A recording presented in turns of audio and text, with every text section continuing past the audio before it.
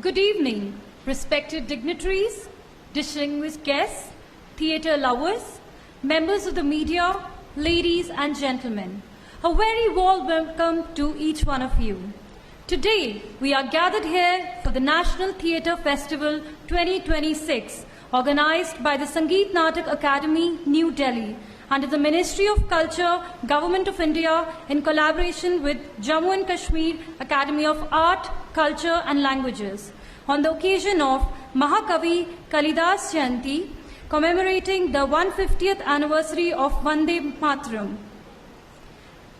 The theme of this year's festival, Bharat Speaks Through Theatre. It celebrates theatre as a powerful medium of national consciousness, culture and collective memory. To begin this evening's program, I request everyone present to kindly rise for our national song Vande Mataram and our national anthem.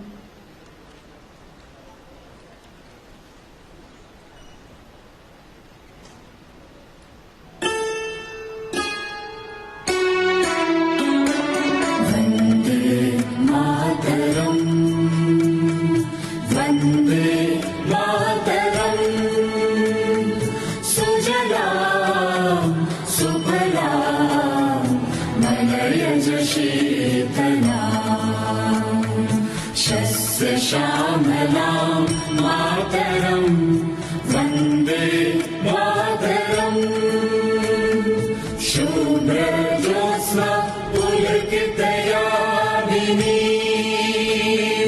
पुल्लकुसुमिता द्रुमदलशोभिनी Suhasini सुमधुरभाषिणी सुखदां वरदां मातरं वन्दे मातरं कोटि कोटि कण्ठ कल कल निनाद कराले कोटि कोटि भुजय धृत खर कर वाले केवल माँ तुम्ही अबले बहुबल धारिणी नमामि तारिणी विपुदल वारिणी मातरं वन्दे मातरं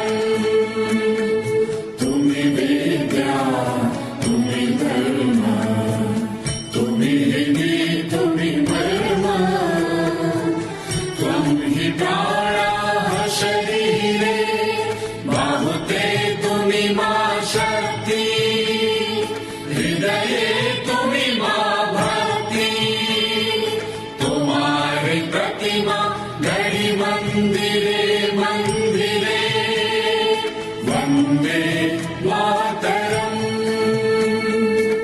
त्वं हि दुर्गा दश प्रहरण धारिणी कमला कमल दल विहारिणी वाणी विद्या दायिनी नमामि त्वां नमामि कमलाम् अमलाम् अतुलाम् सुजलाम् सुबलाम् मातरं Vande Mataram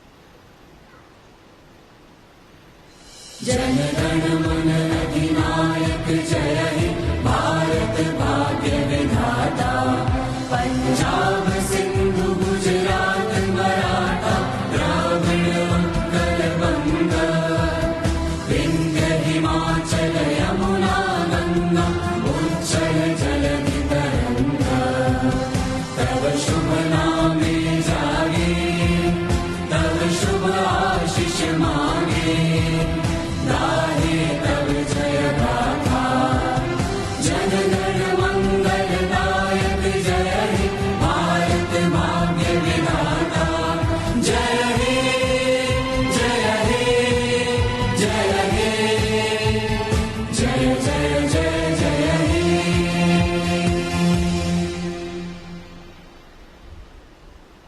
Thank you and kindly be seated. It is now our privilege to hear a special message from Dr. Sandhya Purecha, Chairman of Sangeet Natak Academy, the National Academy of Music, Dance and Drama. May I now request the technical team to kindly play the recorded audio message.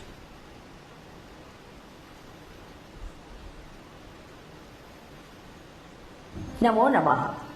प्रिय कलाकारों, युवा रंगकर्मियों, आदरणीय निर्देशकों, रसिक प्रेक्षक एवं समस्त देशवासियों, आप सभी को महाकवि कालिदास दिवस, आषाढ़ी बीज तथा वंदे मातरम के 150 वर्ष पूर्ण होने के इस ऐतिहासिक अवसर पर मेरी हार्दिक शुभकामनाएं। आज संपूर्ण भारत के 150 रंगमंचों पर एक साथ आयोजित राष्ट्रीय युवा नाट्य महोत्सव में भाग लेने वाले सभी कलाकारों, निर्देशकों, तकनीकी सहयोगियों, आयोजकों तथा रसिकों का मैं सादर स्वागत एवं अभिनंदन करती हूँ। वंदे मातरम केवल एक गीत नहीं, बल्कि भारत की आत्मा, हमारी सांस्कृतिक चेतना और राष्ट्रभक्ति का अमर उद्घोष है। महाकवि कालिदास की साहित्यिक प्रतिभा और भारतीय नाट्य परंपरा हमें सौंदर्य, संवेदना, सृजनशीलता और मानवीय मूल्यों का संदेश देती है। वही आषाढ़ी बीज हमें नवचेतना, शुभारंभ, प्रकृति के प्रति कृतज्ञता और आध्यात्मिक ऊर्जा का स्मरण कराती है। मुझे पूर्ण विश्वास है कि आज प्रस्तुत होने वाले ये 150 नाटक हमारे युवाओं में राष्ट्र प्रेम, सांस्कृतिक गौरव, सामाजिक उत्तरदायित्व और भारत की विविधता में एकता के भाव को और अधिक सुदृढ़ करेंगे। मैं इस राष्ट्रीय महोत्सव से जुड़े सभी संस्थानों, कलाकारों, निर्देशकों, स्वयं सेवकों और सहयोगियों का हृदय से आभार व्यक्त करती हूँ। आपके समर्पण और परिश्रम ने इस विराट सांस्कृतिक आयोजन को संभव बनाया है। आइए कला के माध्यम से हम भारत की समृद्ध सांस्कृतिक विरासत को नई पीढ़ी तक पहुंचाने तथा एक सशक्त, संवेदनशील और आत्मविश्वासी राष्ट्र के निर्माण का संकल्प ले। आप सभी को पुनः महाकवि कालिदास दिवस, आषाढ़ी बीज तथा वंदे मातरम के 150 वर्ष पूर्ण होने की हार्दिक शुभकामनाएं। जय कला, जय नाटक, जय हिंद, जय Bharat, Vande Mataram. Thank you, Dr. Sandhya Purecha, for your inspiring words and thoughtful message. Theatre has always reflected the soul of a nation. Through stories of courage, sacrifice, and hope, it inspires generations to remember their roots and shape a better future. This evening, Natrang Jammu proudly presents Azadi Ki Gatha, written and directed by Pawan Verma. This play is a tribute to India's glorious freedom struggle and to the countless heroes whose sacrifices gifted us the freedom we cherish today. Before we begin, we request everyone to kindly switch their phones to silent mode and refrain from photography or videography during the performance, as it may disturb the participants. Now over to the play Azadi Ki Gatha, written and directed by Pawan Verma.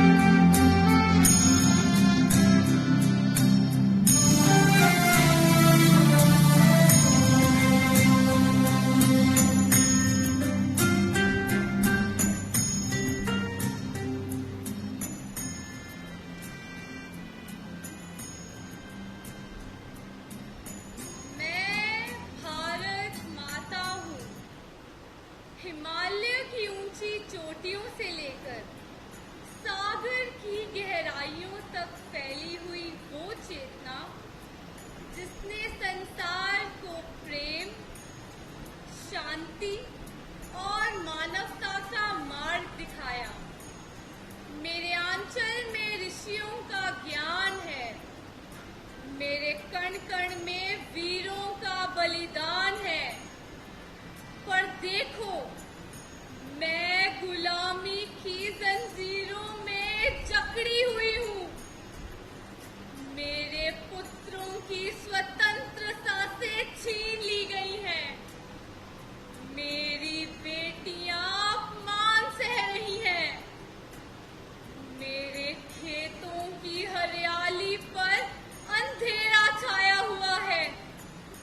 कौन आएगा मेरी पुकार सुनने? कौन स्वतंत्रता का सूर्य उगाएगा? कौन आएगा? कौन आएगा?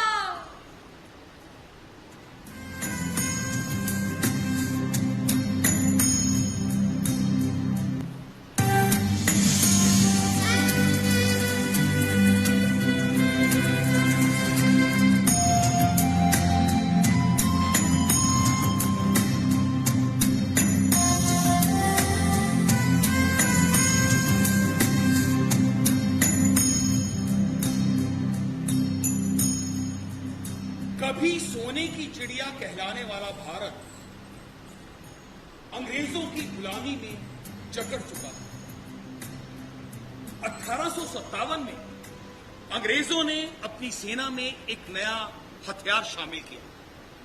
नाम था एनफील्ड राइफल। हथियार नया था, लेकिन इसकी चाल बेहद घातक थी, क्योंकि इसके कारतूसों पर लगी थी गाय और सूअर की चर्बी, और उन्हें दांतों से काटना अनिवार्य था। यानी कि एक ही वार में हिंदू की आस्था पर प्रहार और मुसलमान के ईमान पर आघात। ये केवल एक कारतूस नहीं था, बल्कि भारतीयों की आत्मा को अपवित्र करने का एक बहुत बड़ा षड्यंत्र था। लेकिन अत्याचारी भूल गए कि हर युग में एक नौजवान क्रांतिकारी जन्म लेता है जो अन्याय के सामने झुकना नहीं, बल्कि उसको जड़ से उखाड़ने की भी ताकत रखता है। 1857 में स्वतंत्रता संग्राम का आगाज हुआ और मंगल पांडे जैसे स्वतंत्रता सेनानी ने अंग्रेजों के ताबूत में पहला कील जड़ दिया।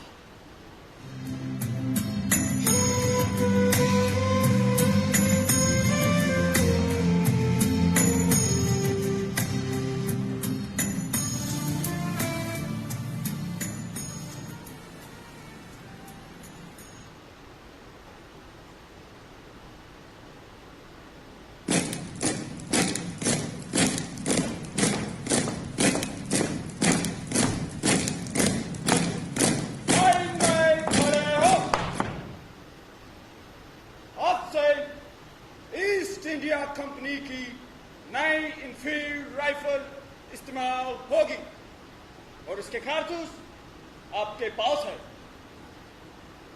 ध्यान रहे, पहले दांतों से कारतूस को काटना, फिर बारूद भरना, फिर निशाना लगाना। कोई सवाल? मंगल, कुछ सुना तुमने? क्या? इन कारतूसों पर गाय और सूअर की चर्बी लगी है, इसीलिए इन्हें दांतों से कटवाया जा रहा है, ताकि हम अपने ही धर्म से घिर जाए। क्या कहा तुमने? गाय की चर्बी? हाँ, ताकि हिंदू का धर्म भी टूटे और मुसलमान का ईमान भी, दोनों एक साथ अपवित्र हो जाएं। यही चाल है इन अंग्रेजों की। तो ये कारतूस नहीं, हमारी आत्मा को काटने का हथियार है। स्पाई, क्या फुसफुसाहट हो रही है? कारतूस उठाओ और काटो। सुना नहीं? ये हुक्म है। हुक्म? हुक्म देश से बड़ा कब से हो गया? तुम कंपनी के नौकर हो। तुम्हारा धर्म, तुम्हारा भगवान, सब कंपनी है, समझे?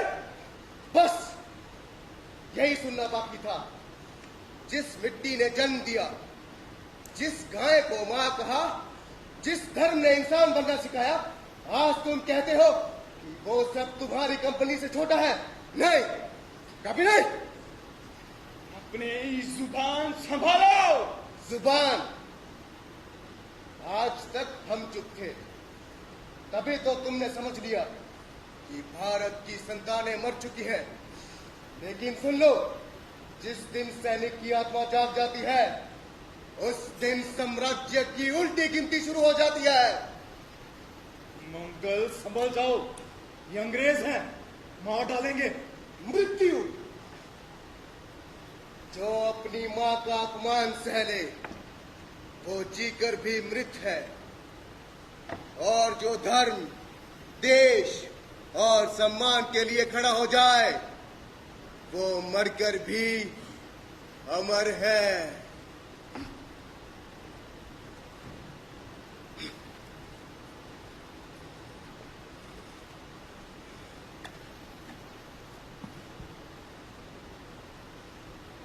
है भारत माता, आज मैं तेरी इस मिट्टी की सौगंध खाता हूं। अब मेरी बंदूक अंग्रेजों की गुलामी की रखवाली नहीं करेगी। अब इसकी हर गोली तेरी आजादी का रास्ता बनाएगी।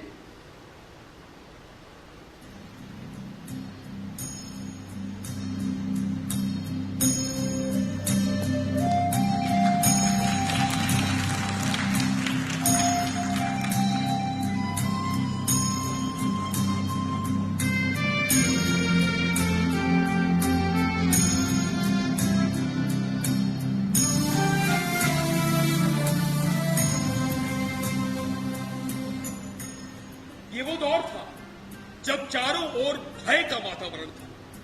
कोई भी खुलकर अंग्रेजों के खिलाफ बोलने की हिम्मत नहीं जुटा पा रहा था। ऐसे में मंगल पांडे की आवाज लाखों लोगों की आवाज बन गई। एक साधारण सैनिक अपने साथियों को जगाने के लिए आगे बढ़ा और उसके शब्द स्वतंत्रता संग्राम की पहली ललकार बन गए।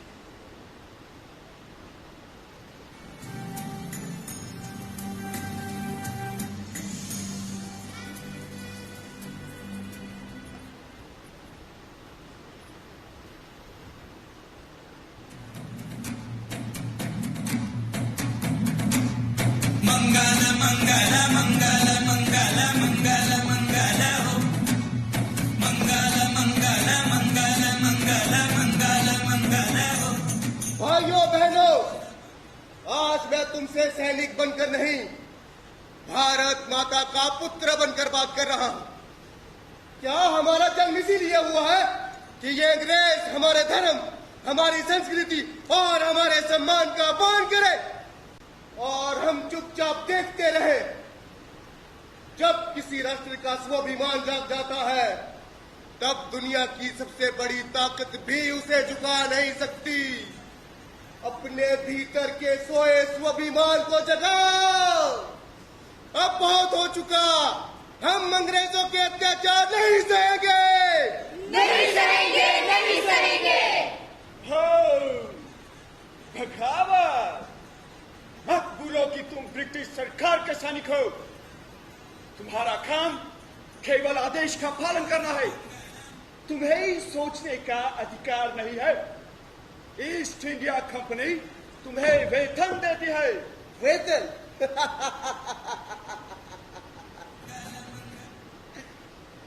क्या कुछ सिक्कों के बदले हम अपना धर्म, अपना स्वाभिमान और अपनी मातृभूमि बेच दें? नहीं, कभी नहीं। मंगल पांडे, अपनी हद में रहो। तुम ब्रिटिश साम्राज्य की फौजों को नहीं जानते और तुम भारत माता की आत्मा को नहीं जानते। तुम विद्रोह कर रहे हो और विद्रोह का परिणाम मृत्यु होगा। तो मैं हंसते हंसते मृत्यु स्वीकार करूंगा। अरेस्ट!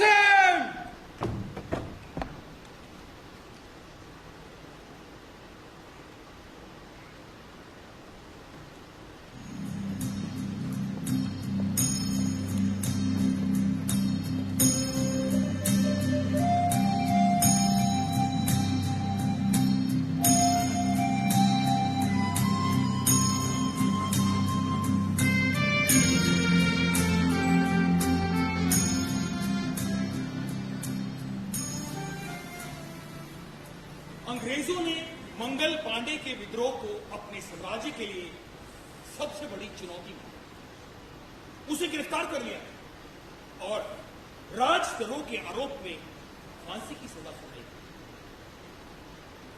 अंग्रेज एक क्रांतिकारी को दंड देना नहीं चाहते, बल्कि भारतीयों के हृदय में भय पैदा करना चाहते। इसलिए आदेश हुआ कि मंगल पांडे को सबके सामने सार्वजनिक रूप से फांसी दी जाए। मंगल पांडे हंसते हंसते फांसी के तख्ते की ओर बढ़ा और स्वतंत्रता संग्राम की अलख जगा।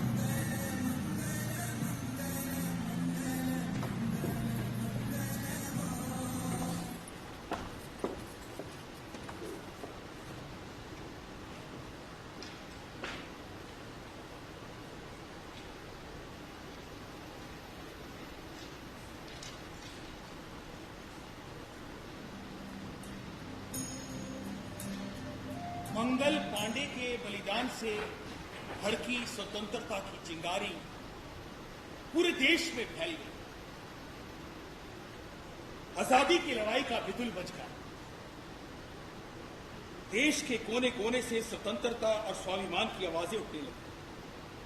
मातृभूमि की रक्षा के लिए वीर सपूत अपने प्राणों की बाजी लगाने के लिए आगे आए। ऐसे में रानी लक्ष्मीबाई ने यह संकल्प लिया कि वो अपने आखिरी सांस तक संघर्ष करेंगे और अपने राज्य और देश की आन बान शान के लिए सब कुछ न्यौछावर कर देंगे। और इस तरह स्वतंत्रता संग्राम में रानी लक्ष्मीबाई भी कूद पड़ी।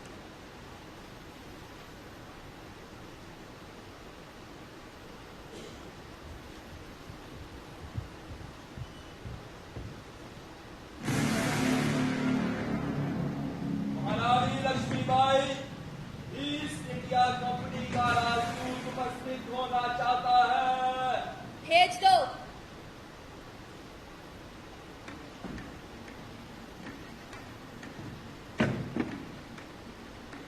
महारानी लक्ष्मीबाई, लॉर्ड गवर्नर जनरल ढलोजी का शाही आदेश कृपया से सुन लिया जाए। पढ़ो। देखें आज फिर अंग्रेजी हुकूमत ने भारत की आत्मा पर कौन सा नया प्रहार किया है। ईस्ट इंडिया कंपनी ये घोषित करती है कि महाराजा गंगाधर राव के पश्चात दत्तक पुत्र दामोदर राव झांसी का वैध उत्तराधिकारी नहीं माना जाएगा। अतः झांसी राज्य अब कंपनी के अधीन रहेगा। राजमहल खाली करना होगा। बस इतना ही। इतनी सी स्याही, इतना सा कागज और तुम समझते हो कि झांसी का इतिहास बदल दोगे। ये कंपनी का अंतिम निर्णय है, इसका पालन करना होगा। निर्णय लेने का अधिकार तलवार छोड़कर कलम को कब से मिल गया। ये झांसी मेरे पूर्वजों के रक्त से सींची गई है। इसे किसी विदेशी मुहर से नहीं नापा जा सकता। कंपनी कानून को मानती है, दत्तक पुत्र राजा नहीं बन सकता। कानून? कौन सा कानून? वो जो लंदन बैठकर बनाया गया या जिसे भारत की परंपरा ने सदियों से निभाया? ये बालक केवल मेरा पुत्र नहीं, इस झांसी का भविष्य है। और जिसे मां ने अपनाया, उसे तुम अस्वीकार करोगे? कौन हो तुम? धैर्य रखे महारानी, धैर्य रखे। नहीं, आज मौन कायरता होगी। यदि आज मैं चुप रही तो आने वाली पीढ़ियां पूछेंगी, क्या झांसी की रानी एक फरमान से डर गई? यदि राजमहल खाली नहीं किया तो कंपनी सेना भेजेगी, झांसी पर अधिकार कर लिया जाएगा। अधिकार? झांसी कोई अनाथ संपत्ति नहीं जिसे कोई भी व्यापारी खरीद सके।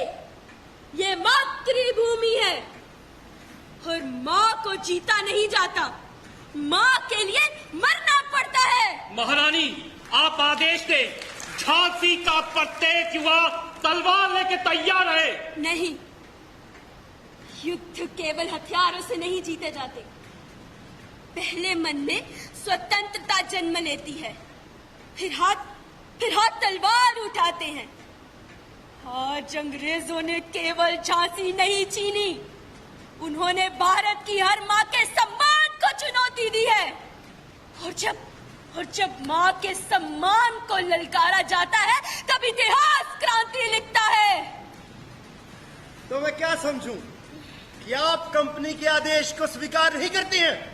सुन लो, जाकर कह दो उस डलहौजी से, झांसी न किसी कागज की जागीर है, ना ही किसी कंपनी की मलकियत। ये मेरी माँ है, मेरा सम्मान है, मेरी आत्मा है।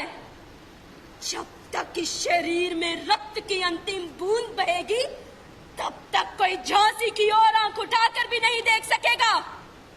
मैं अपनी झांसी नहीं दूंगी।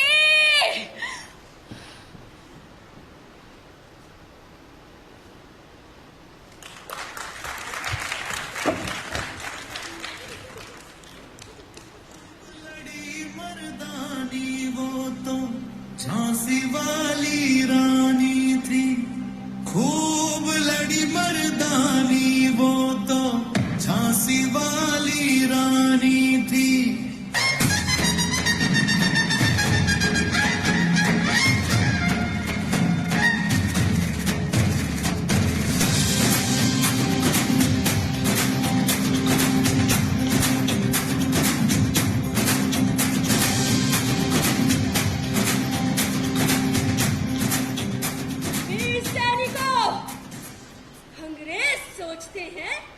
कि वो हमसे हमारी भूमि छीन लेंगे, हमारे महल छीन लेंगे, हमारे अधिकार छीन लेंगे। लेकिन वो भूल गए हैं कि किसी राष्ट्र की शक्ति उसके महलों में नहीं, उसके लोगों के साहस में होती है। मैं एक स्त्री हूँ, परंतु आज मैं केवल एक रानी नहीं, इस झांसी की बेटी हूँ। और जब मातृभूमि संकट में हो, तब उसकी बेटियां दुर्गा और चंडी का रूप धारण कर लेती हैं। मैं अपनी झांसी नहीं दूंगी। झांसी नहीं दूंगी? तुम ब्रिटिश साम्राज्य की भावों को नहीं जानती। हमारी सेना विशाल है, हमारे पास आधुनिक हथियार है। तुम्हारा हमारे सामने संघर्ष करना व्यर्थ होगा। चुपचाप समर्थन कर दो, यही तुम्हारे लिए और झांसी के लिए ठीक रहेगा। मेरे लिए मेरा सम्मान, मेरी झांसी और मेरी मातृभूमि सर्वोपरि है। एक भारतीय नारी सर कटाना जानती है, झुकाना नहीं। मैं अपनी झांसी नहीं दूंगी। हर हर महादेव! हर हर महादेव! हर महादेव! हर हर महादेव!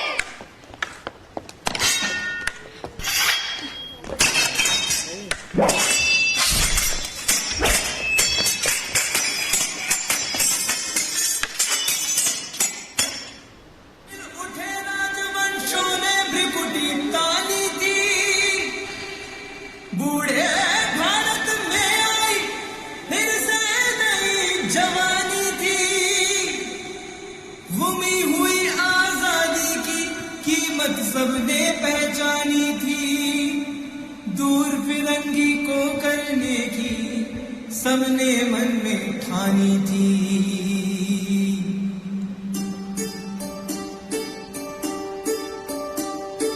चमक उठी सन 57 में वह तलवार पुरानी थी।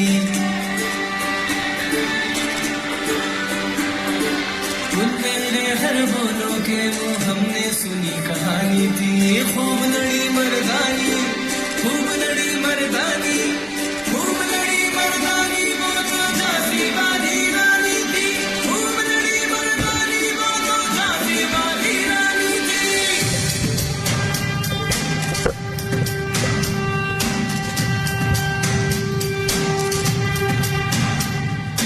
कानपुर की नाना की वो गोरी बहन छबीली थी।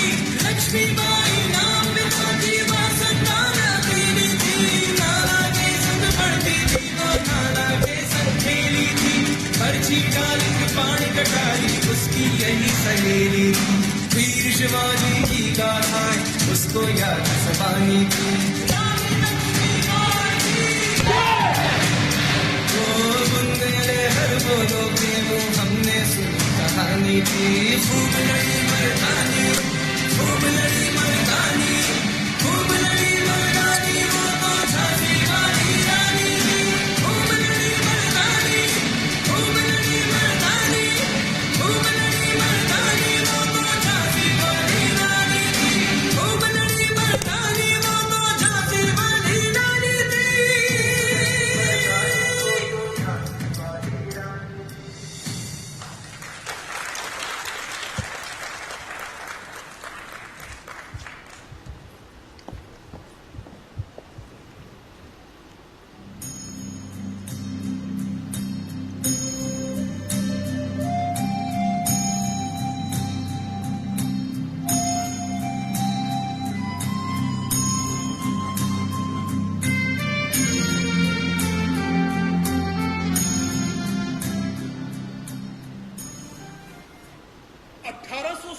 की क्रांति से देशवासियों के मन में क्रांति की ज्वाला जल उठी थी। अत्याचार अंग्रेजों के बढ़ गए थे और आंदोलन भी जारी था। ऐसे में एक देशभक्त के मन में टीस उठी और फिर सन 1875 में जन्म हुआ एक ऐसे गीत का जो स्वतंत्रता संग्राम की धड़कन बन गया। और वो गीत था वंदे मातरम, वंदे मातरम। बंकिम चंद्र चट्टोपाध्याय द्वारा रचित और गुरुदेव रविंद्रनाथ ठाकुर द्वारा संगीतबद्ध ये गीत आजादी के आंदोलन का मूल मंत्र बन गया। वंदे मातरम की गूंज पूर्व से पश्चिम तक, उत्तर से दक्षिण तक चारों ओर फैलने लगी और ये गूंज अंग्रेजी हुकूमत के कानों को खलने लगे, वे तड़पने लगे। हर जुलूस, हर जलसे में इस गीत को गाया जाने लगा और इस गीत को सुनकर देशवासी और भी जोश के साथ स्वतंत्रता संग्राम में जी जान से कूद पड़ते। ये गीत अंग्रेजों के सर का दर्द बन गया, जिसके लिए बंकिम बाबू को भी कई मुश्किलों का सामना करना पड़ा। वंदे मातरम, वंदे मातरम।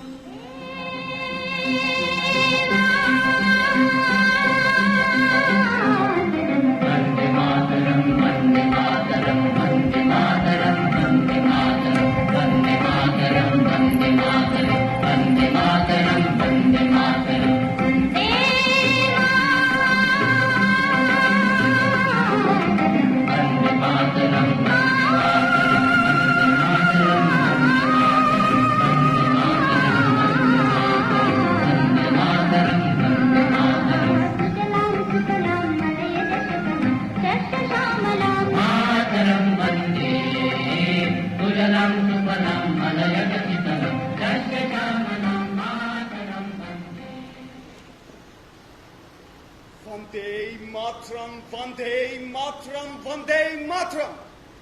क्या है ये वंदे मातरम? ये शब्द मेरे कानों में कांटे की तरह चुभता है। जहां देखो वही ये सुनाई देता है। What is the magic in this? क्या जादू है इसमें? जनाब, ये बंकिम चंद्र चट्टोपाध्याय द्वारा लिखा गया एक देशभक्ति गीत है। ये गीत लोगों के दिलों में स्वतंत्रता की भावना जगा रहा है। ये गीत आंदोलनों की पहचान बन चुका है। इसे सुनकर तो लोग अंग्रेजी हुकूमत के खिलाफ खड़े हो जाते हैं। ओह, तो ये गीत लोगों को हमारे खिलाफ भड़का रहा है। यही कारण है कि भारत के लोग अब हमसे डरना छोड़ रहे हैं। यह गीत नहीं, हमारे शासन के लिए खतरा है। जब तक ये गीत लोगों की जुबान पर रहेगा, तब तक हमारा भारत पे राज करना आसान नहीं होगा। जनाब, बच्चे, बूढ़े, महिलाएं, नौजवान सभी इस गीत को गा रहे हैं। अब ये केवल गीत नहीं रहा, बल्कि लोगों की भावना बन चुका है। नहीं, इसे तुरंत रोकना होगा। आज से ही इस गीत पर बैन लगा दो। जी हजूर। जो कोई भी वंदे मातरम गाता हुआ दिखाई दे, उसे फौरन गिरफ्तार कर लिया जाए। जी हजूर। जाओ, मेरे आदेश का पालन करो। जी हजूर, मैं भी आदेश का पालन करता हूं। गो!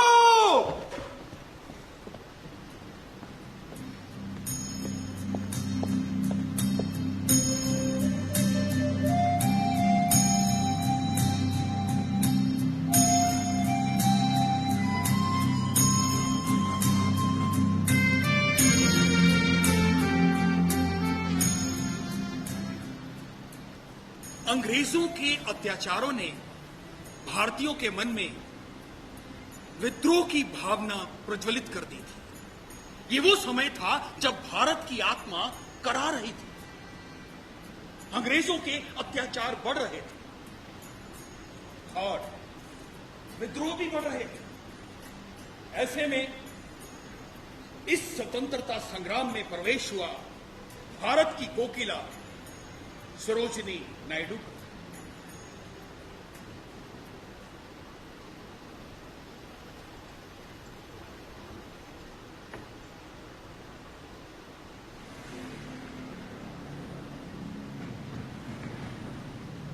मिसेस नायडू, आप लोग बार बार स्वतंत्रता की बात करते हैं, पर क्या आपने कभी अपने देश को देखा है? सैकड़ों रियासतें, अलग अलग भाषाएं, धर्मों का संघर्ष, जातियों की दीवारें, गरीबी, अशिक्षा। क्या ऐसे में कोई देश स्वयं अपना शासन चला सकता है? या फिर भारत को अभी भी ब्रिटिश शासन की आवश्यकता है?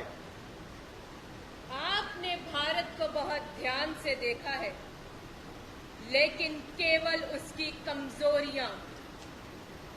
क्या कभी उसकी आत्मा को भी देखा?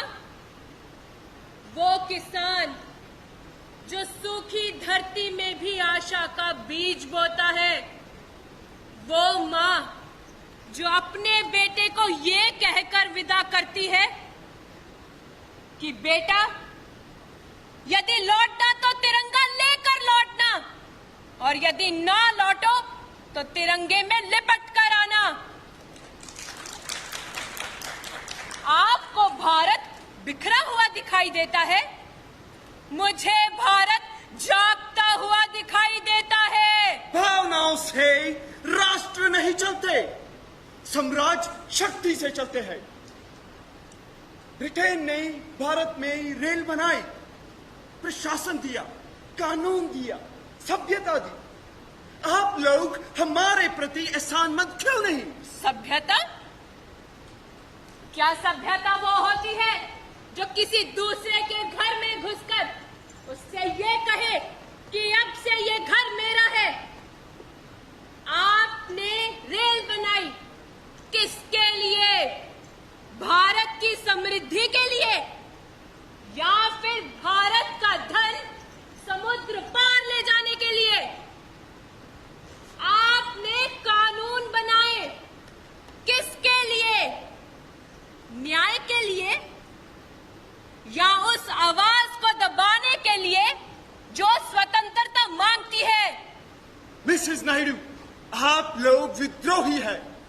साम्राज्य के खिलाफ लोगों को भड़का रहे हैं। यदि गुलामी के विरुद्ध बोलना विद्रोह है तो हाँ, मैं विद्रोही हूं। यदि अपने देश से प्रेम करना अपराध है तो हाँ, ये अपराध मैं जीवन भर करूंगी। यदि ब्रिटेन आपको स्वतंत्रता ना दे तो स्वतंत्रता दी नहीं जाती, छीनी जाती है।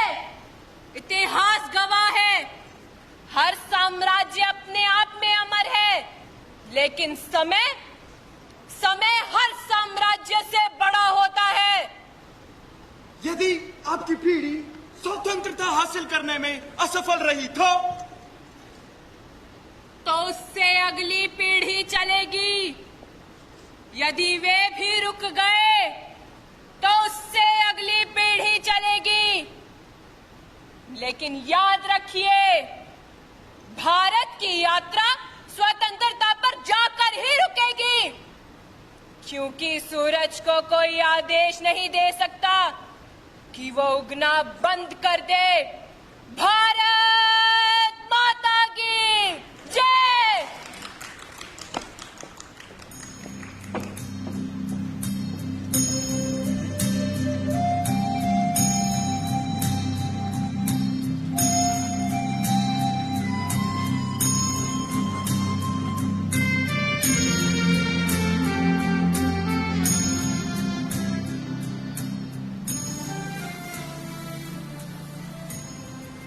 सरोजिनी नायडू ने आंदोलन को मजबूत करने के लिए निरंतर प्रयास किया। अपनी ओजस्वी वाणी और प्रेरणादायी विचारों से उन्होंने देशवासियों के मन में स्वतंत्रता की अलख जगाई। उनके शब्दों में ऐसी शक्ति थी कि निराश हृदयों में भी स्वतंत्रता का, साहस का संचार हो जाता। वे गांव-गांव और नगर-नगर जाकर देशवासियों को एकता, बलिदान और संघर्ष का संदेश देती थी। और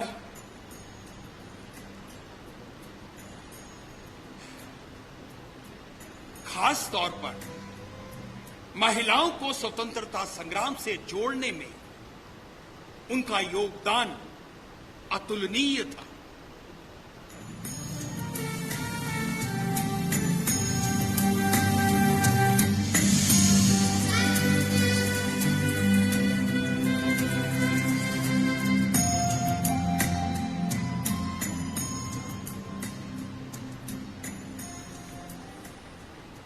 उठो भारतवासियों, ये वो समय है जब हमारा देश स्वतंत्रता की पुकार कर रहा है।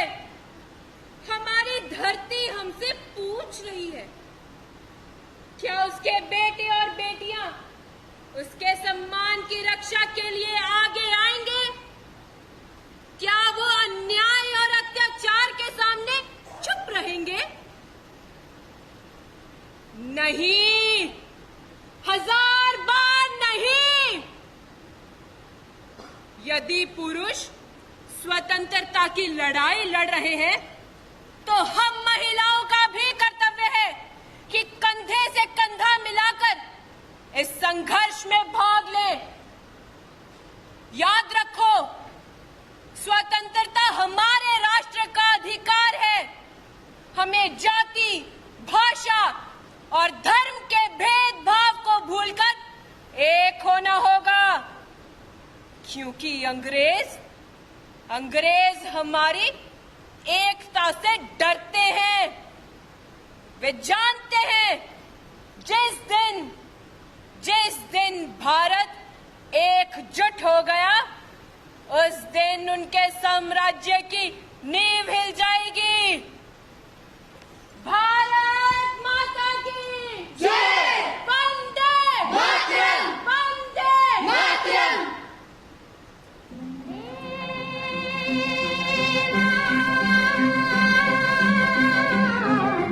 वंदे मातरम, वंदे मातरम, वंदे मातरम, वंदे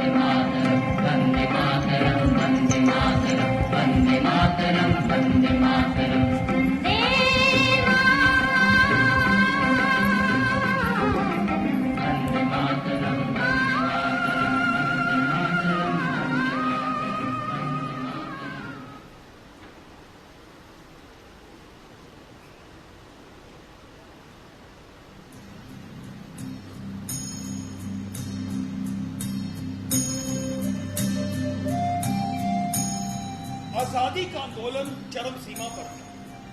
विद्रोह चल रहे थे और अंग्रेजों के अत्याचार भी बढ़ गए थे।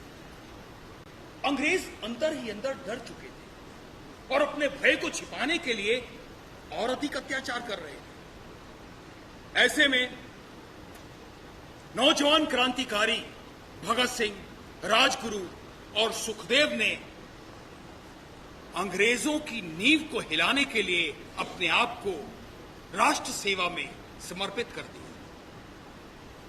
वे जानते थे कि आजादी का मार्ग आसान नहीं है, लेकिन फिर भी उन्होंने अपने प्राणों की रक्षा किए बिना संघर्ष का रास्ता चुना। इंकलाब जिंदाबाद का नारा हर गली हर गांव में गूंजने लगा। इंकलाब जिंदाबाद, इंकलाब जिंदाबाद, इंकलाब जिंदाबाद।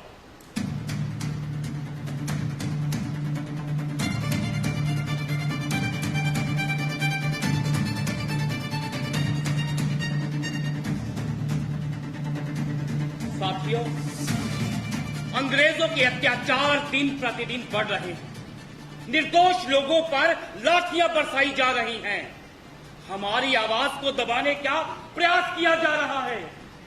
कब तक, आखिर कब तक हम अपने ही लोगों की चीखें सुनते रहेंगे? हमारी माताएं अपने ही बेटों की लाशों पर रोती रहेंगी। हमारे किसान उनके खजाने भरते रहेंगे और हमारे बच्चे भूखे मरते रहेंगे। मैंने अपनी आंखों से देखा है, उस बूढ़े को केवल इसलिए मार दिया गया क्योंकि उसने लगान नहीं दिया था। मैंने उस मां के आंसू देखे हैं, हाँ, जिसके बेटे को बिला वजह जेल में डाल दिया गया। जनता के मन में आक्रोश तो है, लेकिन उसे जगाने के लिए हमें एक बड़ी चिंगारी की आवश्यकता है। हमें कुछ ऐसा करना होगा जिससे पूरे देश का ध्यान हम पर आ जाए। बिल्कुल सही कहा। अब केवल बातें करने का समय नहीं, हमें कोई ऐसा कदम उठाना होगा जिससे अंग्रेजी हुकूमत को एहसास हो जाए कि भारत का नौजवान अब जाग चुका है। हमारा उद्देश्य किसी को नुकसान पहुंचाना नहीं है। हम चाहते हैं कि हमारी आवाज देश के कोने कोने तक पहुंचे और हर भारतीय अपने अधिकारों के लिए खड़ा हो। साथियों, क्रांति का अर्थ केवल हथियार उठाना नहीं होता। क्रांति का अर्थ है अन्याय के विरुद्ध आवाज उठाना और सोई हुई जनता को जगाना। ये अंग्रेज समझते हैं कि वह डर और अत्याचार के बल पर भारत को हमेशा गुलाम बनाए रखेंगे, लेकिन उन्हें यह समझना होगा कि अब भारत का युवा जाग चुका है। इंकलाब जिंदाबाद! इंकलाब जिंदाबाद! इंकलाब जिंदाबाद! इंकलाब जिंदाबाद! इंकलाब जिंदाबाद! इंकलाब जिंदाबाद! इंकलाब जिंदाबाद! वंदे मातरम! वंदे मातरम! वंदे मातरम! इंकलाब जिंदाबाद! इंकलाब जिंदाबाद! अगर तुमने ये प्रोटेस्ट बंद नहीं किया तो मुझे तुम्हें और तुम्हारे साथियों को गिरफ्तार करना पड़ेगा। हम अपना ये आंदोलन बंद नहीं कर सकते। हम अपना काम करेंगे। आप अपना काम करो। इंकलाब जिंदाबाद! वंदे मातरम! वंदे मातरम! जिंदाबाद! इंकलाब जिंदाबाद! इंकलाब जिंदाबाद! वंदे मातरम! वंदे मातरम! इंकलाब जिंदाबाद! इंकलाब जिंदाबाद! इंकलाब जिंदाबाद! इंकलाब जिंदाबाद!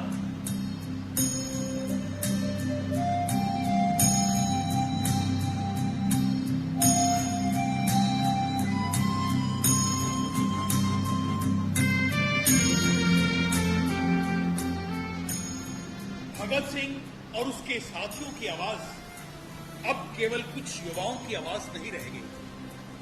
ये भारत के करोड़ों लोगों की आवाज बन चुकी थी। अंग्रेज समझ चुके थे कि यदि इस क्रांति की चिंगारी को दबाया नहीं गया तो ये बहुत जल्द उनके साम्राज्य को अपनी चपेट में ले लेते। इसलिए आनंद फानंद में उन्होंने फैसला किया कि इन तीनों को फांसी की सजा सुना दी जाए। फांसी की सजा अदालत द्वारा दिए जाने के बाद अगले ही दिन एक अंग्रेज अधिकारी उनकी जेल में आता है और उनके सामने एक प्रस्ताव रखता है।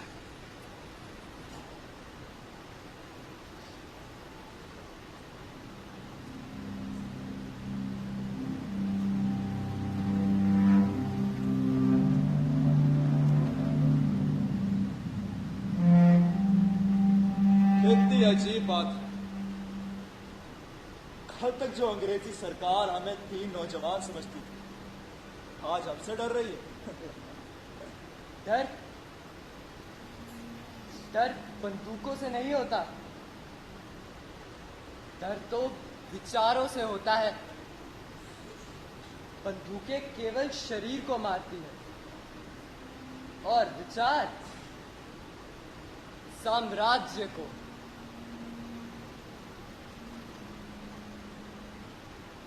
सुनो, यदि कल हमारी सांसें रुक जाएं, तो समझना भारत की धड़कन शुरू हुई है। क्रांतिकारी कभी नहीं मरते, वो लोगों की चेतना बन जाते हैं। भगत सिंह,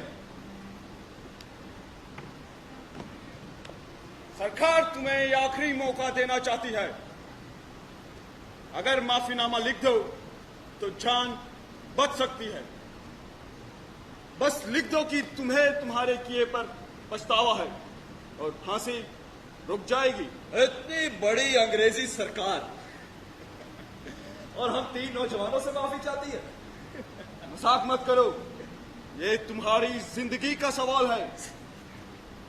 गलती हमारी नहीं, गलती तुम्हारी सरकार की है।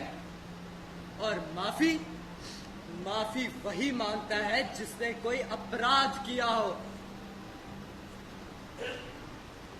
सोच लो, जिंदगी बहुत कीमती होती है।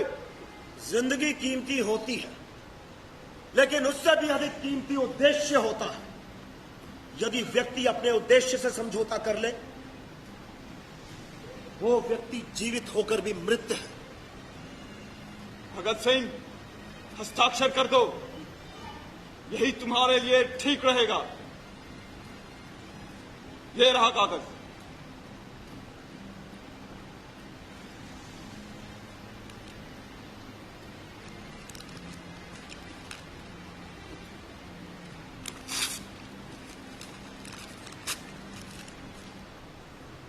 यही हमारा उत्तर है। तुम्हें इसका परिणाम भुगतना पड़ेगा।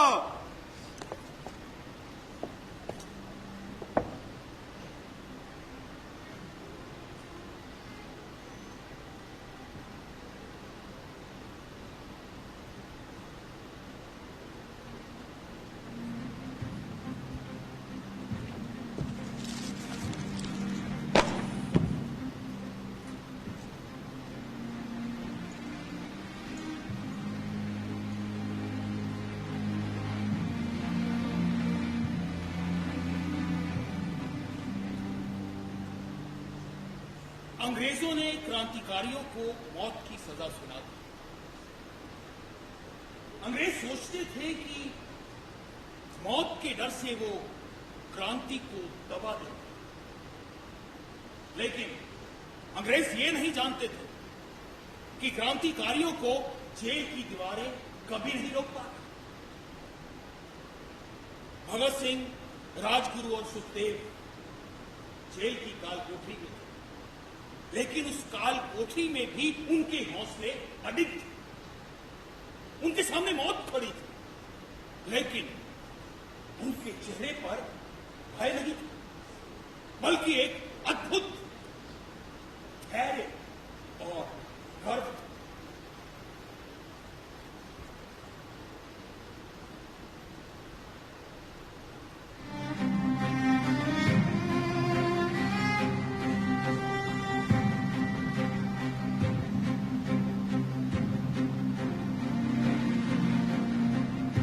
आज मुझे मेरे जीवन पर गर्व है। मैं सोचता हूं यदि मनुष्य को एक दिन मरना ही है, तो उससे श्रेष्ठ मृत्यु क्या होगी जो अपनी मातृभूमि के लिए मिले।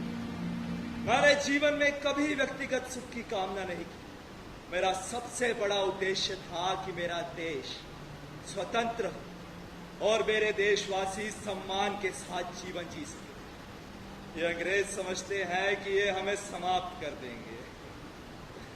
शायद ये भूल चुके हैं कि क्रांतिकारी शरीर से नहीं विचारों से जीता है और हमारे विचार आने वाले कई वर्षों तक भारत के युवाओं को प्रेरित करेंगे।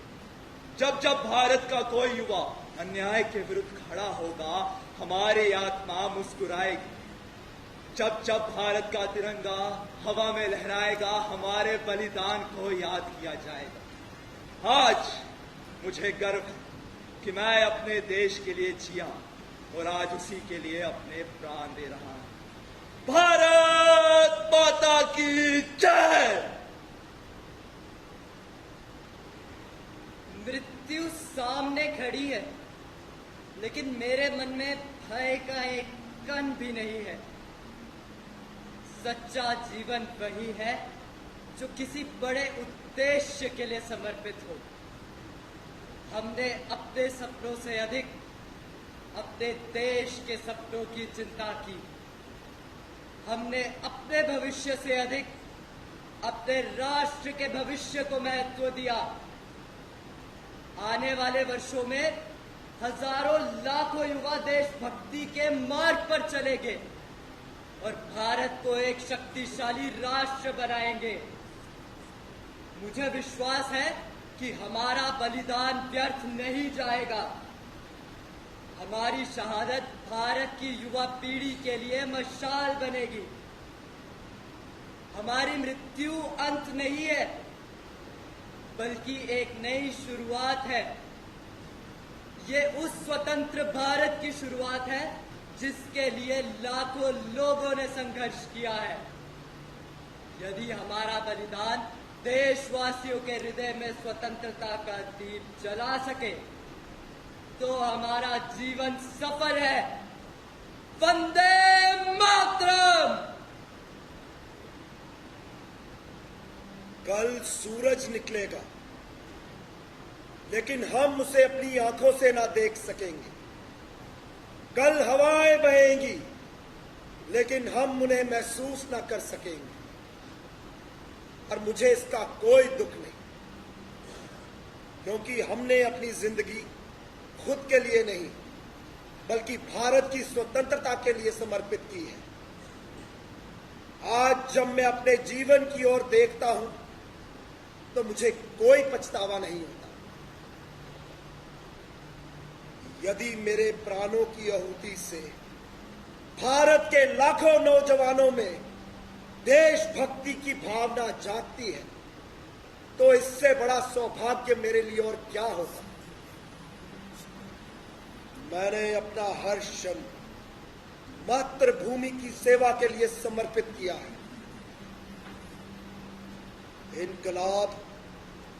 इनकलाब महज एक शब्द नहीं, इनकलाब अन्याय के विरुद्ध उठाई गई आवाज है। इनकलाब एक स्वतंत्र सोच है। मुझे पूरा विश्वास है कि भारत एक दिन स्वतंत्र जरूर होगा, और उस दिन हर भारतीय गर्व से कहेगा कि उसने स्वतंत्रता की इस कीमत को समझा है। इनकलाब जिंदाबाद! इनकलाब जिंदाबाद! इनकलाब जिंदाबाद! वंदे मातरम! वंदे मातरम! इनकलाब जिंदाबाद! इनकलाब जिंदाबाद! क्या बताए हम जुनूने शौक किस मंजिल में है।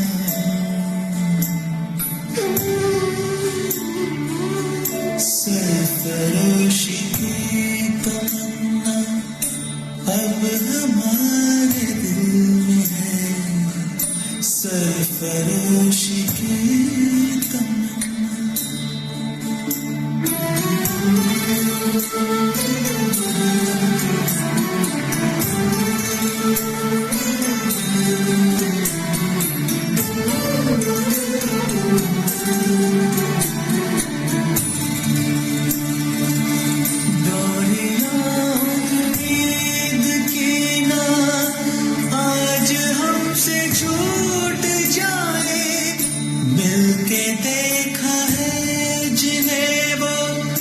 सपने भी न रूठ जाए, हौसले वो हौसले क्या जो सितम से टूट जाए, हौसले वो हौसले क्या।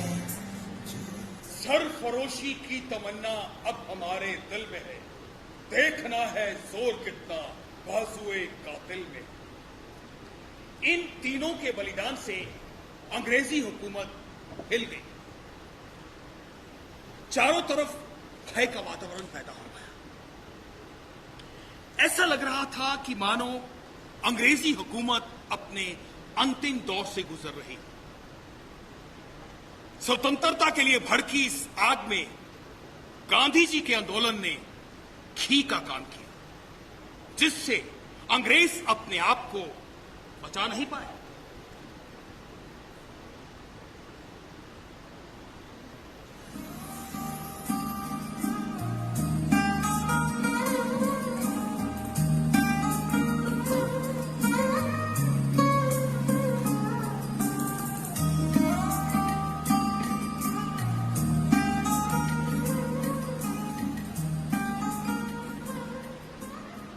सत्य और अहिंसा ही सबसे बड़ी शक्ति है। बाबू, बिना हथियार हम कैसे लड़ेंगे? जब पूरा राष्ट्र एक साथ खड़ा हो जाए तो सबसे बड़ा साम्राज्य भी झुक जाता है। हम असहयोग आंदोलन करेंगे, विदेशी वस्तुओं का बहिष्कार करेंगे, स्वदेशी अपनाएंगे, अपना कपड़ा स्वयं बनाओ, आत्मनिर्भर बनो। फिर आया दांडी मार्च। भारत के स्वतंत्रता संग्राम ने एक नया मोड़ लिया। महात्मा गांधी ने अंग्रेजों के नमक के कानून के विरुद्ध सत्य और अहिंसा का शंखनाद किया। उन्होंने साबरमती आश्रम से लेकर दांडी तक अपने चुनिंदा साथियों के साथ पैदल यात्रा प्रारंभ की। ये केवल एक यात्रा नहीं थी, बल्कि करोड़ों भारतवासियों की स्वतंत्रता की आकांक्षा का प्रतीक थी।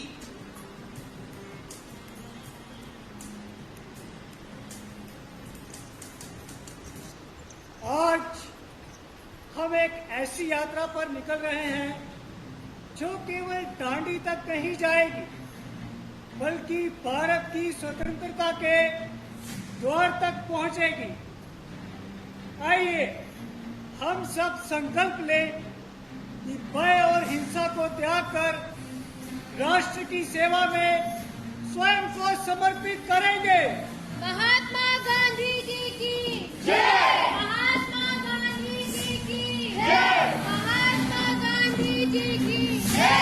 महात्मा गांधी जी की जय। महात्मा गांधी जी की जय।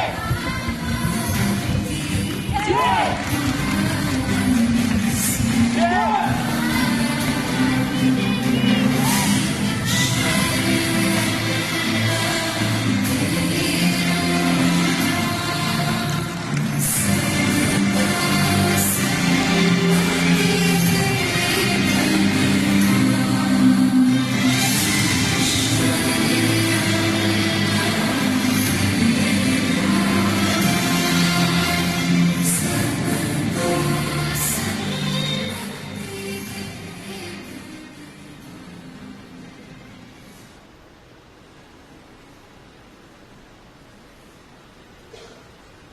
देश का हर वर्ग आजादी की इस लड़ाई के लिए एक हो। 15 अगस्त 1947 को भारत आजाद हुआ। वर्षों की गुलामी, संघर्ष और बलिदान के बाद वो ऐतिहासिक क्षण आया जिसका करोड़ों भारतीयों ने सपना देखा था। जिन वीरों ने बलिदान दिया था उनके सपने साकार हो चुके हैं। हर ओर खुशी और हर्षोल्लास का वातावरण था। हर गांव, हर नगर में आजादी का उत्सव मनाया जा रहा था। लाखों लोगों की कुर्बानी के बाद भारत माता की बेड़ियां टूट चुकी।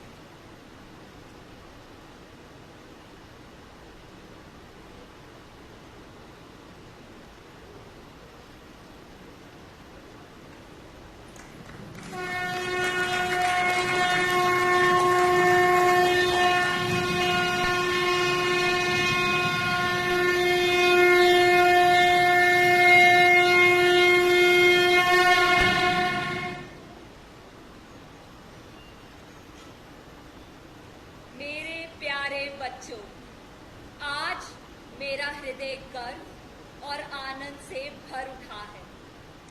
सदियों की गुलामी, असंख्य बलिदानों और संघर्षों के बाद मुझे स्वतंत्रता का अमूल्य उपहार प्राप्त हुआ है। मेरे वीर सपूतों ने अपने प्राणों की आहुति देकर मेरे मस्तक को गौरव से ऊंचा कर दिया है। लेकिन याद रखो, स्वतंत्रता केवल अधिकार नहीं बल्कि एक महान जिम्मेदारी भी है।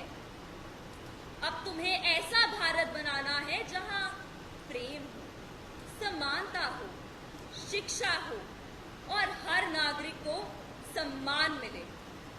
जाति, धर्म और भाषा के भेदभाव को भूलकर राष्ट्रहित को सर्वोपरि रखना होगा।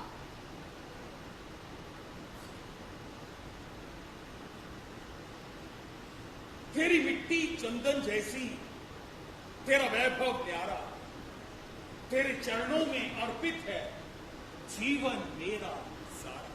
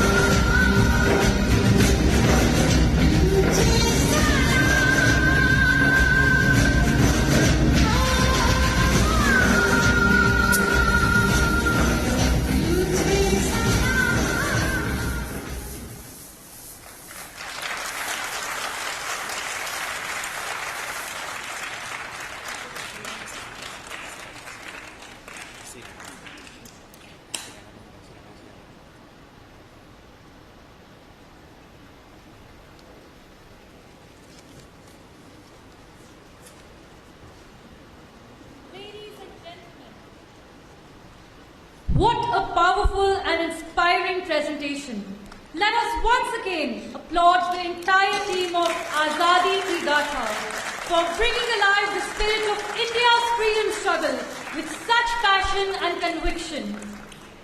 Every memorable performance is a result of the dedication and hard work of an entire team. It is now my privilege to honor the artists and technicians who made this production possible. May I now request our esteemed dignitaries to kindly come forward for the felicitation ceremony. Firstly, I would like to call upon Padma Shri Balwant Thakur ji, then Padma Shri Professor Lalit Magotra ji, Ms. Sonali Arun Gupta, Additional Secretary, Jammu and Kashmir Academy of Art, Culture and Languages, Dr. Javed Rahi, Secretary, Kala Kendra Jammu, Shri Anil Tikku, Sangeet Natak Academy Awardee.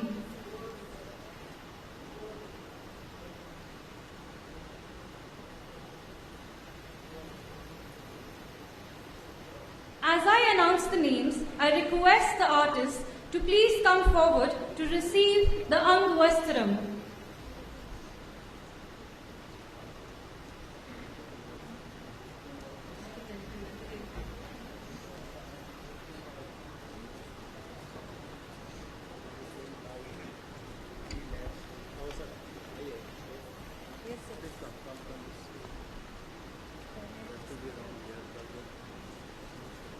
For Bharat Mata, we have Suhana Godka. Suhana Godka, please come forward.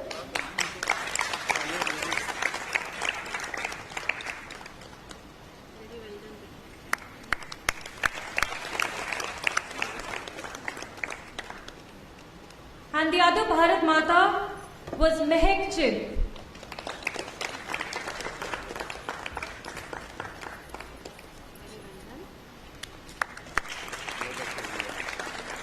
Narrator Neeraj Kant Sharma.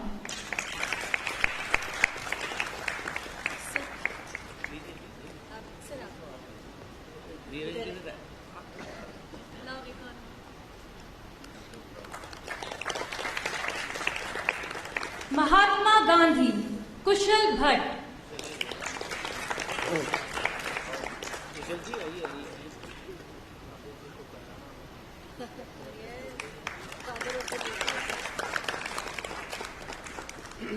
Sarojini Naidu, Kananpreet Kaur.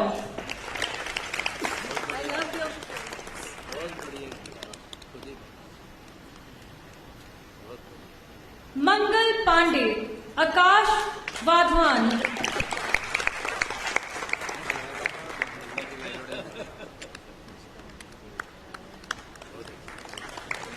Rani Lakshmi Bai, Vrinda Gujral.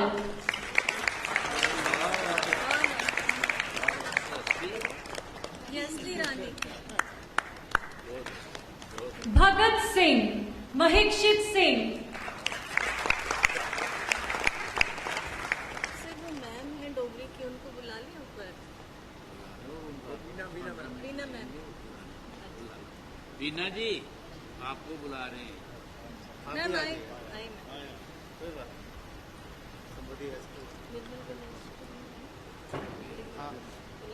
Ion इसका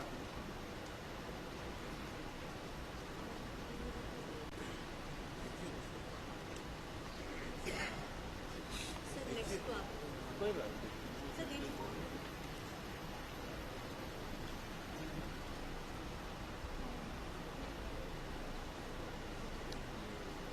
कोई किसी और को ऊपर बुलाना है?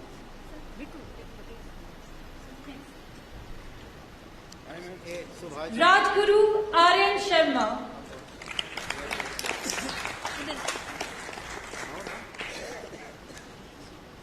लड़की आएगी उससे नाम को Sukhdev Nikshay Mahajan.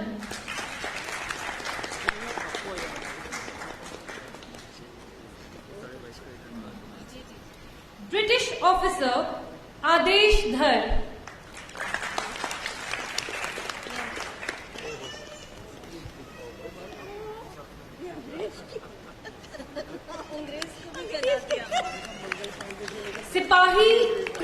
Bhatia. अंग्रेजों के जेलर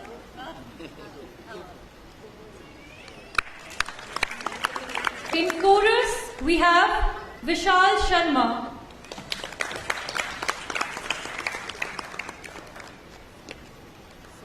नेक्स्ट के लिए Priyal Ashok Gupta. चले चले आइए मैम आप दीजिए ये गर्ल है ना इसको आप Mehak Chib. Mehak Chib has already received. Supriya Gorka.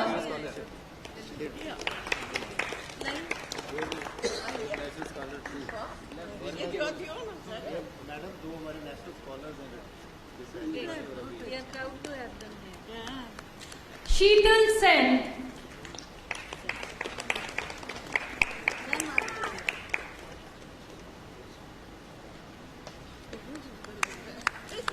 Krishna.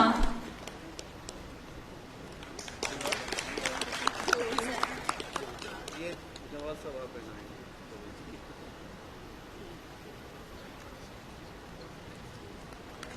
Narinder.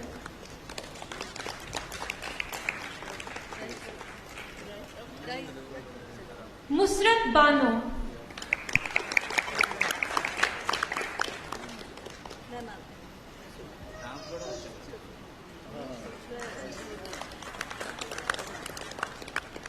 Suhani.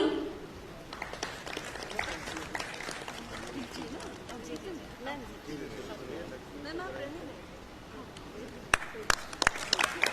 Vipashu. Ma'am आप And Namrata. She is the last ठीक है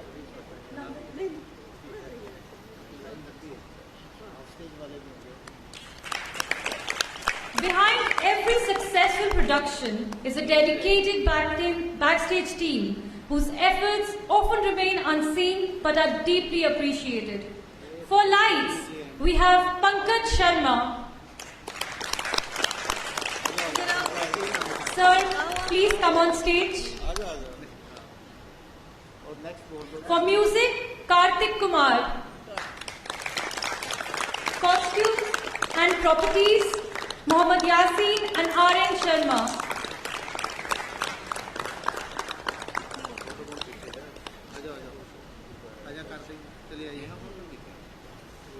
I also request Sanjeev Gupta, in charge, cultural officer, please be on stage. इसको तो मैं खुद दूंगी yes yes Yasin भाई आ जाओ यासीन आप भी आओ For makeup, we have Kananpreet Kaur. Photo लेगा Choreography, Sunny Mujju.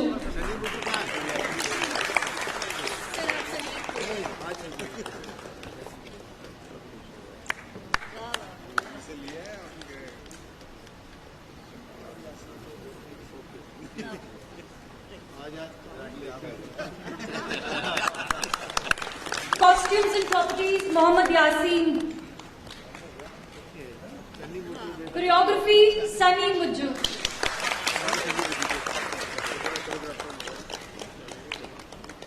मैम आप पीछे Stage manager, Ayan Bhola.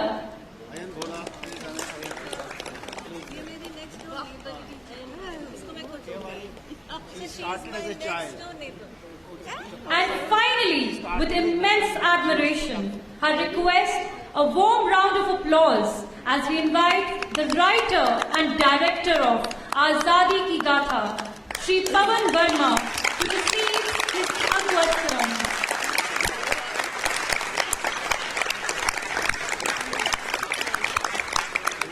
इसको मैंने भी पहना ऐसे ऐसे This inspiring production has been proudly presented by Natrang Jammu. Sir को नहीं It is now my privilege to invite Ms. Sonali Arun Gupta, Additional Secretary, JNK Academy.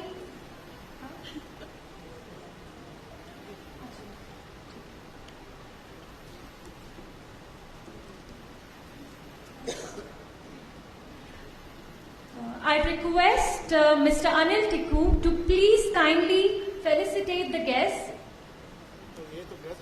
Padma Shri Balwant Thakur ji,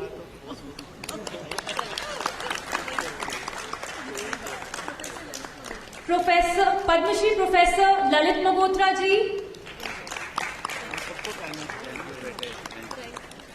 Ms. Sonali Arun Gupta ji, and Ms. Veena Gupta ji, Subhash Jambol, Vice President, Natrang, Jammu,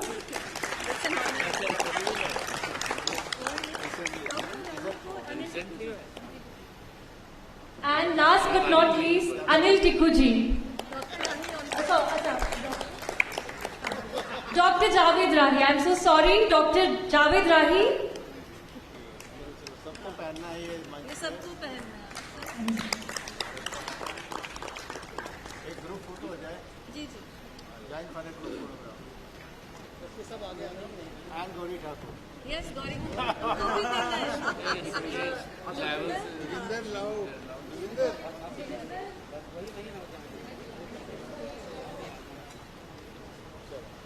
इधर आइए मीना जी और madam आइए एक photo आप ऊपर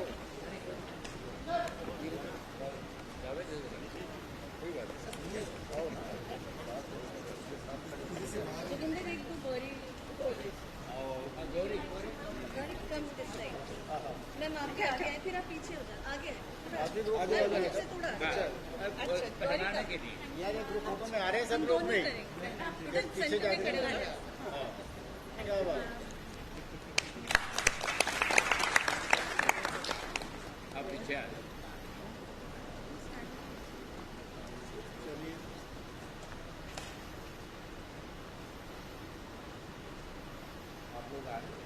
सभी आ रहे हैं सब आ रहे हैं ना पहली बात मन राज न करना सब एक बार इसको और ले लो थोड़ा ऊंचा करके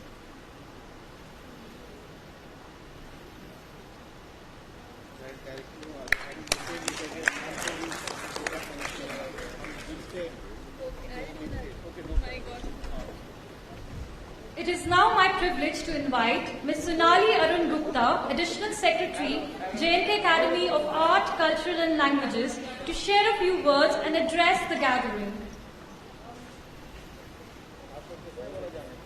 Thank you so much, Gauri Thakur ji, for conducting this event so nicely. So, a very warm good evening to all of you. सच कहूँ तो इस वक्त मैं बोल नहीं पा रही हूँ क्योंकि मेरा रोम रोम जो है वो देशभक्ति की भावना से ओतप्रोत हो रहा है। इतना अच्छा नाट्य रूपांतरण हमने जो आज देखा है, जो कि नटरंग की द्वारा यहाँ प्रस्तुत किया गया, जिसका नाम है आज़ादी की गाथा। एक घंटे और चंद मिनटों के नाटक में हमें जैसे एक फ्लैशबैक, एक रील की तरह आज़ादी की पूरी कथा, उसके जो मेजर इवेंट्स हैं वो दिखाए गए और उनको देखते हुए निश्चय ही, जैसे मैंने कहा, उस तरह मैं मानती हूँ कि आपके दिल में भी देश के प्रति देशभक्ति की भावना जरूर जागी होगी। तो आज का जो ये इवेंट है, ये संगीत नाटक अकादमी द्वारा राष्ट्रीय नाट्य महोत्सव जो 2026 का एक अनूठा आयोजन है। जैसा कि आप सब जानते हैं, ये कार्यक्रम संगीत नाटक अकादमी ने की प्रस्तुति है, जिसमें उन्होंने रिक्वेस्ट किया नटरंग थिएटर को यहाँ पर एक प्रस्तुति देने के लिए, जो उन्होंने बहुत ही बखूबी दी। और ये अनूठा इसलिए है कि हम पिछले एक साल से चंद काफी महीनों से अपना वंदे मातरम का सीरीज ऑफ इवेंट्स में ये पूरा साल मना रहे हैं। तो वंदे मातरम एक राष्ट्रगीत था, हम सब जानते हैं। बंकिम चंद्र चट्टोपाध्याय जी ने 7 नवंबर 1875 में इसको लिखा था गीत को। मगर इसका जो पहले दो बोल है वंदे मातरम, जिसका लिटरल अर्थ होता है कि माँ तुझे सलाम, मतलब भारत को हम अपनी माँ समझते हैं, तो अपने माँ को हम सलाम कर रहे हैं। ये आज़ादी के समय में, स्वतंत्रता संग्राम के समय में एक मूल मंत्र बनकर रह गया था। हर एक भारतवासी के नाम पर जो आज़ादी का इच्छुक था वो वंदे मातरम का नारा कहता था और देशभक्ति के लिए कुछ भी करने को, अपने जान तक न्यौछावर करने को तत्पर हो जाता था। और वहीं आज महाकवि कालिदास जी की भी जयंती है, तो निश्चय ही संगीत नाटक अकादमी ने ये सोचा कि जो ऑल टाइम एक महाकवि हैं, सर्वश्रेष्ठ कवि और नाटककार जो रहे हैं, जो हमारे देश में हुए, कालिदास जिनको कहा जाता है, जो नाटक लिखते थे, और वंदे मातरम जो देशभक्ति का हम इस संगीत का जो एक साल मना रहे हैं, उन दोनों को के संयोग से महाकवि कालिदास की जयंती और वंदे मातरम की सेलिब्रेशन जो मिलकर की गई है, उसका इन्होंने बहुत ही अच्छा जस्टिफिकेशन इन्होंने अपने नाटक में दिया। हर एक जो प्रस्तुति थी इनके द्वारा, जो 1857 की जो विद्रोह था जिसको म्यूटिनी कहा जाता है, वहां से मंगल पांडे का दृश्य दर्शाते हुए, उसके बाद ये सरोजिनी नायडू, और बहुत मुझे अच्छा लगा इसमें जब झांसी की रानी दिखाया तो पीछे सुभद्रा कुमारी चौहान, जिनकी कविता हम पढ़ते थे बचपन में, खूब लड़ी मर्दानी वो तो झांसी वाली रानी थी, वो भी दिखाया इन्होंने। और ये कितने इम्पोर्टेंट इवेंट्स हैं, मैं किसी को भूल ना जाऊं तो झांसी की रानी के बाद सरोजिनी नायडू को का दर्शाया, और बहुत ही जो इम्पोर्टेंट इवेंट है हमारी स्वतंत्रता से जुड़ा हुआ, भगत सिंह, राजगुरु सुखदेव, उनका जो बलिदान, उन्होंने जो अपने भरी जवानी में देश के लिए अपनी जान की परवाह ना करते हुए देश के प्रति अपने प्राण त्याग दिए थे, जिससे कि युवाओं में एक लहर आ गई थी कि हमें स्वतंत्रता संग्राम में भाग लेना है और अपने देश को आज़ादी दिलानी है, उसको भी दर्शाया इन्होंने। और उसके बाद महात्मा गांधी जी का जो दांडी मार्च था और उनका जो सत्य और अहिंसा का जो ये नारा था, इन सब की कुर्बानियां और हमारे सैकड़ों पूर्वजों की कुर्बानियों के बाद आज हमें ये आज़ादी हासिल हुई है। और मुझे लगता है कि जरूर ही संगीत नाटक अकादमी ने ऐसा कंसीव किया होगा कि हम, जैसा मुझे बताया गया डॉक्टर बलवंत ठाकुर सर द्वारा, कि इस सभी नाटक में सभी कलाकार युवा होने थे, 40 साल से छोटे होने थे, और बहुत कम समय में 8 से 10 दिनों में इन्होंने ये पूरा डायलॉग्स लिखे और ये इतना सुंदर प्रस्तुति तैयार की। तो हमें गर्व है, जैसा कि हम जानते हैं, गौरी जी ने पहले ही बताया कि आज 6 बजे, शाम 6 बजे को देश के 150 शहरों में देशभक्ति के ऊपर कोई ना कोई नाट्य रूपांतरण हमने दिखाना था, और 39 लैंग्वेजेस में ये दिखाया जा रहा है। और मुझे लगता है, पर्सनली मुझे लगता है, और मैं समझूंगी आप सब मेरे साथ मानेंगे कि बाकी के नाटक तो हम नहीं देख पाए हैं क्योंकि हम 6 से 7 यहाँ पर बिजी थे, मगर निश्चय ही ये one of the finest performances रही होगी। तो I congratulate the entire team for a very very fascinating and captivating performance. I congratulate all the cast and crew, and I give my heartfelt thanks to Shri Balwant Thakur ji, Padma Shri awardee, professor Lalit Mangotra ji, Padma Shri awardee, विभिन्न लेखक हमारे बीच में हैं, बहुत गणमान्य लेखक हैं, बहुत गणमान्य कलाकार हैं, दर्शक हैं, हमारी अकेडमी के लोग हैं, कर्मचारी हैं, और मीडिया के जो हैं, प्रिंट और इलेक्ट्रॉनिक मीडिया के हमारे भाई, ये सबका धन्यवाद करती हूँ। आपने अपने कीमती समय निकाल कर यहाँ पर आए और हमारी प्रस्तुति देखी। धन्यवाद।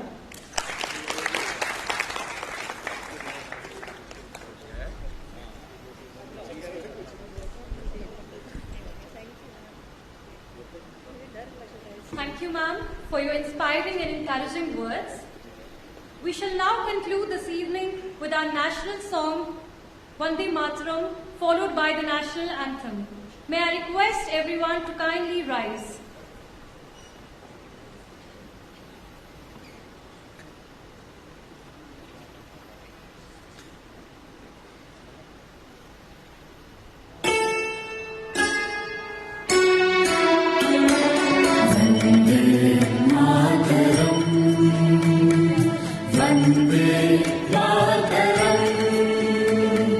सुजलाम सुफलाम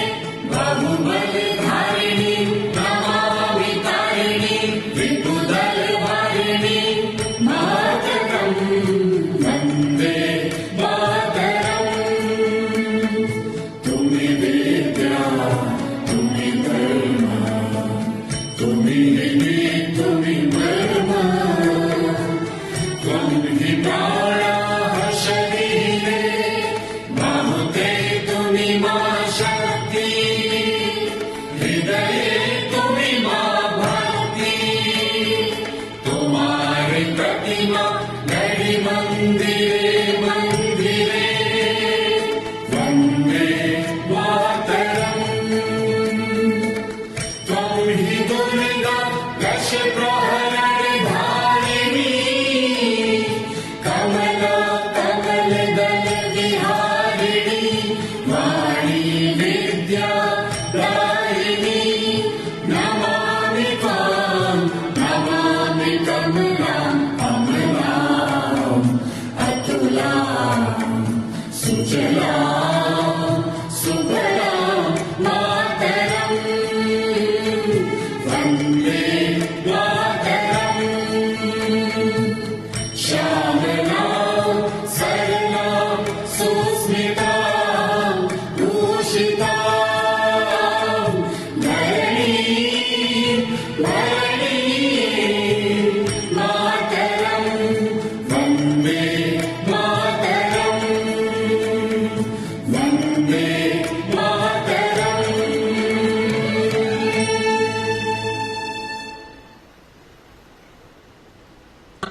जनगण मन अधिनायक जय हे भारत भाग्य विधाता पंजाब सिंधु गुजरात मराठा द्राविड़ उत्कल बंगा विंध्य हिमाचल यमुना गंगा उच्चल जलधि तरंगा तव शुभ नामे जागे तव शुभ आशीष मांगे गाहे तब जय गाथा जन गण मंगलदायक जय हे भारत भाग्य विधाता जय हे जय हे जय हे जय जय जय जय हे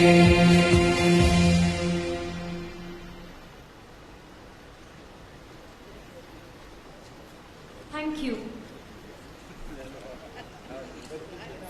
On behalf of the Sangeet Natak Academy, the Jammu and Kashmir Academy of Art, Culture and Languages, and Natrang Jammu, we sincerely thank honored guests, artists, members of print and electronic media, and our wonderful audience for your invaluable support and presence. Have a pleasant evening. Jai Hind.